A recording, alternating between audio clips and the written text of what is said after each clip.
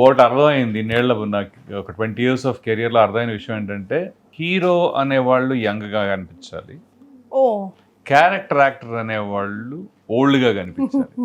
This has worked out like for good.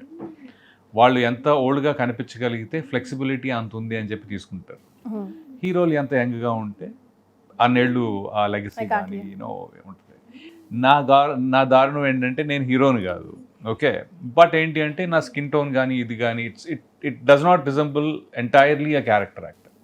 ఇప్పుడు మన suppose Prakash Raj గారు ఉన్నారనుకోండి, ఆయన ఆహార్యం ఇలా పెద్ద కళ్ళు మళ్ళీ అలాగే రావు రమేష్ గారు కానీ, మురళీ శర్మ గారు కానీ, శ్రీకాంత్ అయ్యం గారు కానీ, ఇలా చాలామంది they are flexible to look a certain way. Sir Ajay అన్న నా ఫ్రెండే, సో ఇది లైక్ హీ లుక్స్ రోబో. నేనేమో ఇలా యంగ్గా, ఎందుకు యంగ్, ఏం చేయాలి యంగ్ ఎందుకు సార్? దట్స్ లైక్ క్రెడిట్ కార్డే కదా.